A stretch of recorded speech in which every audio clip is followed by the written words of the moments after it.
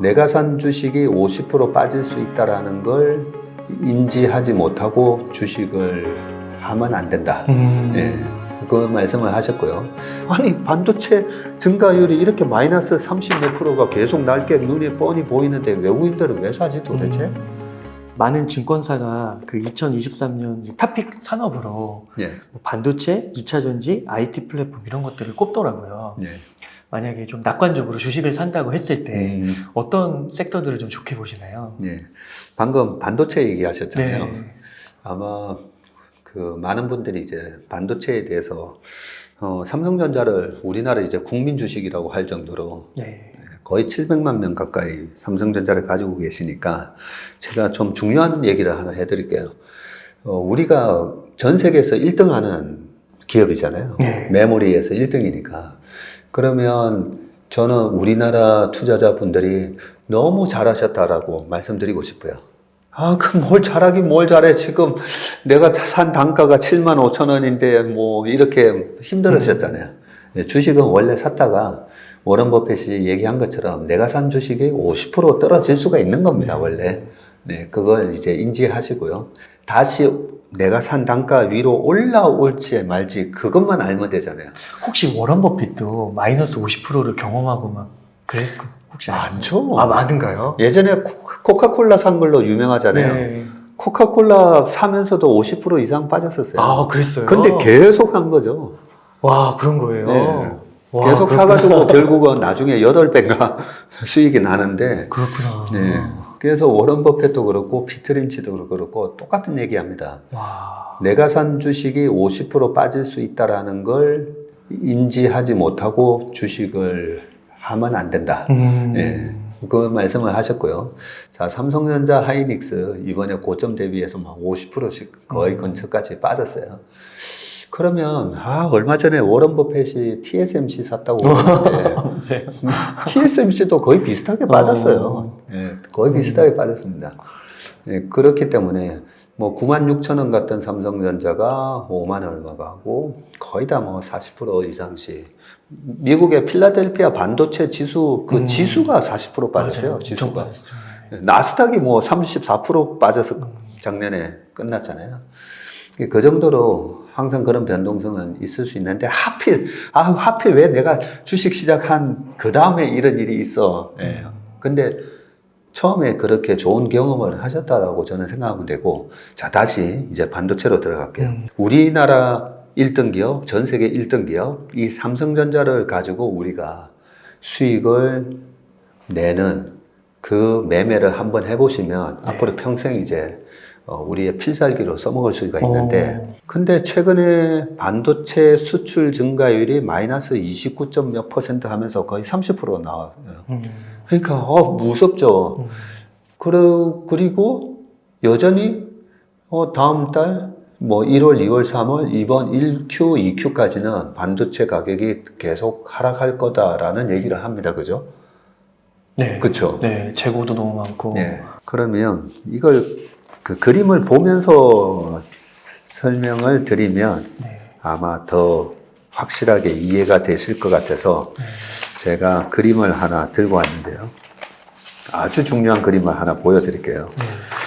삼성전자와 반도체 우리나라 수출 동향. 주황색이 삼성전자 차트이고요. 파란색이 반도체 수출 동향 차트야. 네. 근데 반도체 수출 동향이 급락하죠. 네. 예, 급락을 하는데 요 정도가 영선이에요. 증가율이 툭툭툭툭 떨어지더니 마이너스 30 근처까지 갑니다. 이게 언제였냐면 2018년 하반기부터 반도체 가격이 툭툭툭툭 떨어지면서 나중에 가격이 떨어지니까 원래 반도체는 우리 잘 아셔야 되는데 Q가 줄지는 않아요. 네, Q가. 반도체 그걸 이제 빅그로스, 수요 측 빅그로스라고 하죠.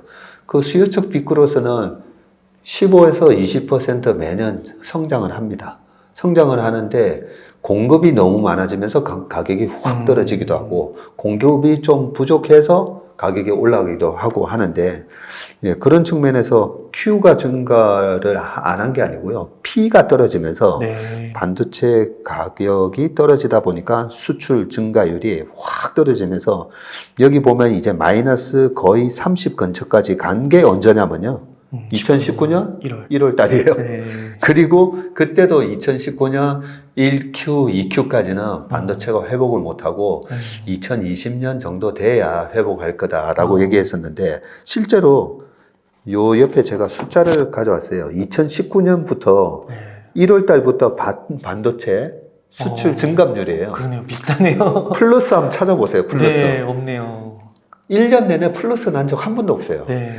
1Q에 23.4% 마이너스, 어. 1월 달에, 2월 달에 반도체 작년 동월 대비 24.8% 마이너스, 3월 달 16.7% 마이너스, 그리고 5월 달 되면 마이너스 30.5, 6월 달 마이너스 20.6, 7월 달 마이너스 28, 8월 달에 마이너스 30.7, 9월 31, 10월, 11월, 12월 거의 다 31, 32, 30 이렇죠. 네. 그래서 2019년도에 삼성전자 주가가 어떻게 되었냐면 플러스 44%. 그래요? 플러스 44% 수익 났어요. 아, 그렇구나. 근데 2018년도에 삼성전자 영업이익이 58조 8천억 났을 때, 사상 최대 이익이 났을 때 삼성전자가 고점 대비 36% 빠집니다. 네. 네.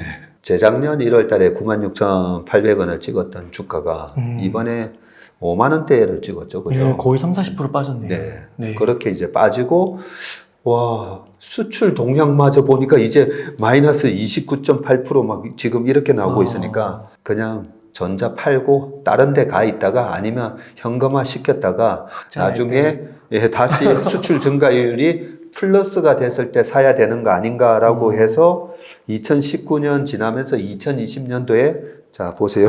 여기 보면 2019년 내내 이렇게 마이너스권에서 머물다가 갑자기 2020년도에 이제 그 하락률이 서서히 올라오면서 플러스가 나잖아요. 네. 네. 그러면 플러스가 났을 때, 요때 당시에 이제 바닥이 한 36,000원 정도까지 빠졌었거든요. 네. 예, 이제 플러스가 날 때 사시면 이제 56,000원 네, 정도로. 와. 그러면 바닥 대비 거의 아까 1년 내내 44% 올랐대 했잖아요. 실제로 요게 플러스가 났을 때는 얼마가 수익 났냐면 바닥 대비 70% 올랐어요. 와. 예. 70% 오르고 나서 사셔야 돼요. 와, 그렇구나. 예. 이 부분을 우리 펀드 매니저들도 잘 모르고 매매를 해요. 그래요? 네, 실제로. 그래서 2019년 1월 초에 그 업계에서 되게 잘하시는 분이 1월 4일 날 삼성전자 그냥 다 팔아버리셨대요. 짜증나가지고. 그리고 아니 1Q, 2Q에도 계속 보세요. 실제로 그 전년 동월 대비 더 악화됐잖아요. 그렇죠. 예, 1월 달에 마이너스 23.4%였는데 나중에 5월 한 30%대가 마이너스가 날 거니까 아유 안 되겠다. 삼성전자 일단 다 날리자 해가지고 그때 36,800원인가 바닥에 지지셨어요. 그게 대부분의 펀드 매니저들이 그때 그 바닥에서 팔았어요, 실제로. 네. 그래서 제가 이런 얘기를 이제 자꾸 말씀드리죠. 우리가 98년 IMF 때 외국인이요. 그때 삼성전자 지분을 20%에서 40%로 늘려요. 그리고 2008년 금융위기 때 삼성전자 지분을 40에서 50%로 늘리고 한때 제일 좋을 때 58% 갖고 있었어요. 네. 지금 이제 50%, 49%뭐 이러는데 외국인들은 이런 퀀트적인 접근이나 여러 가지 데이터를 보면서 걔네들이 들어오거든요. 2019년 요때 외국인들이 샀어요. 외국인들이 사기 시작하더라고요. 아니 반도체 증가율이 이렇게 마이너스 30 몇 프로가 계속 날게 눈에 뻔히 보이는데 외국인들은 왜 사지 도대체? 그래서 제가 자꾸 말씀드리는 거예요. 네. 이 필살기가 이번에도 통할 수 있다. 네, 믿고 하는 거예요. 네. 항상 이 주식이든 우리가 뭐 부동산이든 그 통계를 보면서 확률적으로 유리한 싸움을 계속 평생 반복하는 거거든요. 이번에도 비슷한 일이 벌어질 거다 생각합니다. 네. 그래서 삼성전자 물려 계신 분들 그동안에 물타기 계속 하셔가지고 뭐 6만 8천 원 됐다, 7만 5천 원이다 이런 분들 많으신데 한번 기다려 보세요. 올해는 계속해서 물타기, 삼성전자 물타기. 그리고 하나 더 놀라운 거 하나 보여드릴까요? 네, 그러면? 너무 좋은 것 같아요. 이게 완전 발상을 뒤집으시는데요. 자, 이게 뭐냐면 이게 삼성전자 차트예요. 무슨 차트냐면요. 연봉 차트예요. 예. 사실 그 고수들하고 얘기하다 보면 이제 월봉 사람들 잘 안 보거든요. 일봉만 쳐다보고 계시잖아요. 근데 주식은 원래 월봉 보고 하는 거고요. 정말 중요한 의사결정을 내릴 때는 또 연봉을 보면서 우리가 알 수가 있는데, 연봉을 보면 이 기업의 과거 20년 정도, 최근에 10년 동안의 이 펀더멘탈이 보여요. 차트에서 펀더멘탈이 보여요. 자, 삼성전자 차트인데 어때요? 우리나라 주식은 아유 왔다 갔다 삼성전자 그때도 20년도에도 6만 전자 올라갔다가 내려갔다가 막 되게 답답한 행보였었잖아요. 그죠? 그래서 사실 매매하기가 되게 힘든 게 맞습니다. 맞는데 삼성전자 연봉 차트 보세요. 우상향이죠. 그죠? 네. 그리고 또 하나 자세히 보시면 이렇게 올라가다가 조정받죠? 올라가다가 또 조정받아요. 네. 이렇게 조정받을 때 지금은 차트 보면 아이 그때는 조정폭이 작았네 보는데 이걸 로그 차트로 해서 보면요. 이럴 때도 40% 50% 네. 빠졌어요. 40% 50% 빠지고 이때 36% 빠지고 그러면 정말 뭐 가슴이 막 미어지는데 자세히 보시면 조정받고 전 고점을 돌파하죠. 조정받고 이 고점을 돌파하죠. 네. 조정받고 고점 돌파하죠. 네. 조정받고 고점 돌파. 그러면 조정을 받았던 해를 이렇게 카운트를 해보면요. 3년만 지나고 나면 항상 전고점 돌파네. 최대 3년. 그렇죠. 3년만 지나고 나면 전고점 돌파예요. 그러네요.